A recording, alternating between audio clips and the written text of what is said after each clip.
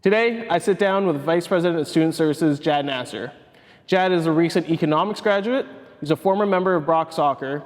He's a vice president of Playmakers Foundation, and he was heavily involved in gathering school spirit around athletics. My name is David Berryman, and this is A Few Good Minutes.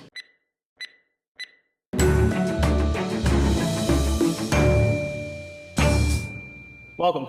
Thank you for having me. No, not a problem. So Thank you for that introduction. That was crazy. Make me sound like the next Bachelor or something. Well, I don't know. Maybe you will be the next Bachelor. Nah, not tall enough. Well, we'll send your resume in either way. So last time we talked, you were a candidate and we did carpool karaoke. Yes. And in that time, you've won your election and you've been in office for a bit. Yes. Just reflect, like, how has the past few months been? How was winning, and how have you been as the SS currently? Thank you again for having me. Yeah. It's been phenomenal. The last few months have been busy. Been very busy. We've been planning for the whole year, for all week. Our frost week's coming up. It's going to be amazing as well. Very, very slow summer as far as the students. It's quiet around here. Yeah. But it's busy as far as the events, the planning. You'd think it's a long way from here, and it's far, and it's too early, but it's never too early to start planning, and there's quite a bit. So just explain to me, what does a VPSS do? Just your average student who doesn't really know too much about BUSU. What do you do on a daily basis? What do you accomplish on campus? So as Vice President of Student Services at BUSU, my role encompasses quite a bit. So clubs, I'm in charge of clubs. We have a coordinator that her name is Emily Napper, who's in charge of the clubs. This year we have just over 100 clubs.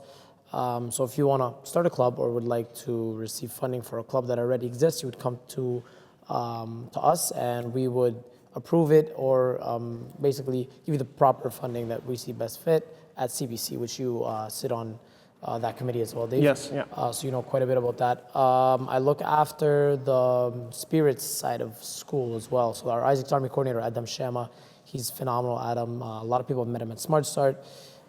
Pump up the school, the life of Brock. You'll see him at basketball games, hockey games, soccer games. Aside from that, we have our volunteer coordinator, Kronari Lache. She's phenomenal. She provides us with opportunities and volunteer opportunities to allow you to meet new friends, build your career as far as building your resume to kind of get a job further down the road, whether it's an internship or a placement for co-op and so on. So it's definitely helping you better your experience here at Brock. Our events coordinator as well, I oversee, is Jacqueline Ray. She's phenomenal. She helps me with all the tower party, the paint party, the concert, big ticket concert, all the all week, the vendor fair, all those things. So everything that needs planning as events, we look after it, as well as our full-time staff at Brock. The execs you'll see are just the face of BUSU. We do quite a bit, to be honest. However, thank you to all our full-time staff that actually do all the work behind the scenes. So How's O week coming along? I know what's coming. All week is good. I want to tell you so much, But you can't. but I really. can't. I might throw in some exclusives. I'll let you know some information Yeah, that has not been out. Our paint party is going to be bigger, much larger scale this year. We've learned a lot from last year. It's phenomenal. Our tower party we're gonna move the location, so it's not gonna be under tower anymore. It's gonna be actually in front of Sir Isaac Brock, the statue. He's gonna watch you kind of get your dance on. It's kind of creepy, but it's all good. And so I've heard down the grapevine that the concert's now a different day than it used to in years past. It is. Our concert's on the Saturday. Wow. Right, so it's the very last day. You go to, we have Brock Cares Day that day. So you're gonna go out, give back to the community, day of service. You come back, you nap, get some rest, and you're good to go for the night. Saturday night, big ticket concert. That way you can sleep in all day Sunday and wake up on Monday. Because it was a little odd for it being on a Wednesday night. It used to be on the Wednesday night. However, we had classes the next morning. It might have held people back. It might have made people miss classes. Parents weren't really on board with it. This university wasn't really Supportive. They were, but they didn't like it, right? And it made sense because there's classes. So as a university, let's party, let's have fun. But at the same time, let's remember what we're here for. Good. So definitely the weekend made the most sense. And I think this way, Thorold and the cities and the mayors, they're happy with it as well. because Saturday nights With a better few than- noise complaints, so why Yeah, not? noise complaints is Because definitely. our concerts can get pretty live. Talking about noise complaint, this year they will have a specific complaint for me. Oh. Specifically for me, and I'll be dealing with it, but that's only because we're gonna do something crazy this year. Oh. That nobody knows, we haven't done before, exclusive. Exclusive. On the Saturday night, that's all I can say right now.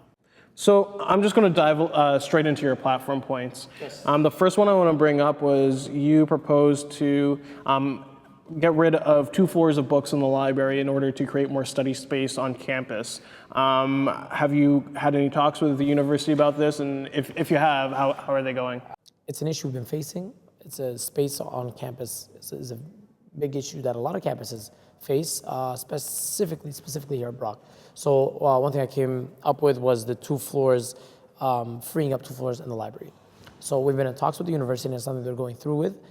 It's in the process right now. We're just looking at a third-party organization that will be a delivery company, right? And what will potentially happen is they will take the books from the 2 floors, which they will free up from books, put them on a storage off campus or on campus. Once again, those are the details they will look after. And basically what you'll do, you will go online and say on a library site page, and you'll say, I want this book. And then within 24 hours, the delivery company will deliver it. It'll be available for you to pick up at the front desk in the library. And that way it'll free up 2 floors where we can put tables, desks, and provide space for the students. Another platform point of yours, and probably most notably your more controversial platform points, and I'm talking about your barber shop. Yes. Some people have said that this platform point only really appealed to male students on campus. What do you have to say to that, and what are your plans for this barber shop? The barber shop is something that, as a student, I saw that we needed on campus. Okay. Other campuses have it as well. That's something that, as I mentioned, it would be a service that we provide for students. Now, I understand that as a university, we have male and female population, and our university, actually, our female population is slightly more than our male population on campus. Now, as a female, just looking into the issues, females get their haircuts maybe, well, everybody's different, but not as often as men, right? I saw it as an issue because a barber is very similar to a mechanic, where you only go to one. But the idea and the concept that a female cannot walk into a barber shop and use it is wrong. And that is something that we discussed a few times, that there are things that society might put out there that, okay, a barber shop is made for men, but is it really, right? It's like saying a female can't have short hair. And so how's the development on the barbershop itself? So right now we're looking for, in the works, in the talks of a collaboration with Negro College. They have a hairstyling program that they offer out of their campus. They're looking to open up a new barbershop or hairstyling place at a new location, and we are looking right now to find space at Brock, which we all know space is the biggest issue. So finding a space for them to maybe run their program out of our place, where they will provide a service for as well, so hairstyling for the females and barbershop for the males, and then it'll be a program for them. This way, both sides are kind of happy. A collaboration between the university and the college is something that we are encouraging. So the last platform point I want to bring up was you wanted to improve school spirit. What plans do you have to further Huge. schools? Yeah. Huge plans. Talk coming soon. We actually we have a lot of different things planned this year. Something similar on a larger scale. So yes, we've been at the Meridian Center before. We're planning to go down there again this year. We're looking to strengthen our tie with athletics right now. It's a bit of a bumpy road right now. We're looking to see how that goes. Aside from that, we're looking to better our spirit on campus before we go off campus. Our other programs that haven't been looked after, right? So basketball has been very heavily, spotlight was put on them. We love our ball team. They're doing great this year. We're looking for an even better year this year. We looked to introduce a new campaign that didn't only fit every school or athletics or a basketball game in general.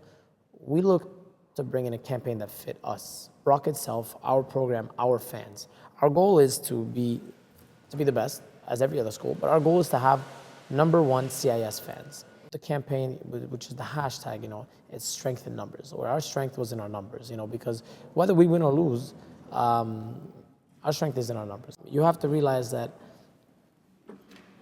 we came out, we cheered, and nothing changed. We still walked out with our head high, or we wore our colors proudly, and we will continue to do that. And that's why we are #1 CIS fans, because even when we're down by 2 points or we're up by 10, it's still the same level, same intensity, same loud voices, same chants, same energy, same vibes, and that's what every coach from an opposing team will come up and shake our hands after and say, you are creating something phenomenal here.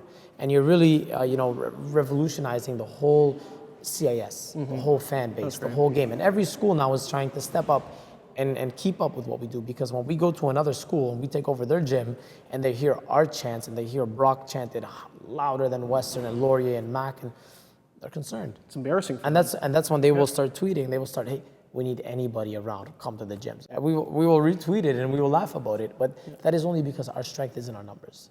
The team that you've hired this year, was a lot of the people were part of that team last year, the grassroots movement that helped spur this whole school spirit that we have now. It's you, Patrick, and Adam right now. Like, I see you three as some very important players in the grassroots movements that occurred last year. And now you're all at BUSU, and you have the BUSU brand behind you. And hopefully we see this large assurance. Not to forget Faisal as well, right? Oh, sorry, Faisal as well. Faisal, phenomenal. Patrick was one of the loudest. Edhem was on the drums. So Patrick, our president, right? Faisal, our VP as well. Edhem was a no-brainer. He was the loudest at the games. He's a lot of energy, a lot of smiling face, very welcoming, very humble, very nice, but at the same time, a little crazy at games, and that's what we need, Cool. Well, to end this off, Yes. do you have a timeline for all your platform points to be completed? So as I mentioned, there are some things in the hands of the university, some things are in the hands, we can't rush the university and say, hey, find a space now. There are different departments, different faculties. We must respect that. We must respect their time as they respect ours. There are a lot of things that we are kind of showing them as a necessity, and they understand that study space is a necessity. It is a need more than a want. A barber shop is a want. Yes, we need it on campus, but it is something that we would like to have. We want. That is an addition. Thanks for taking time out of your day. Thank you for having me. Oh, not a problem. Thank you. My guest today was Jad Nasser. He is the vice president of your students. Was this the camera I was supposed to be looking at the whole time? He is the vice president of student services of your Brock University Students Union. Cool. Thank you. We're done. Thanks so much. So they were talking about whether we should re-implement Reading Week or not. That's just an example. And we did re-implement Reading Week. So when it was first passed 3 years ago, it was passed on a 3-year term to see how it would work out.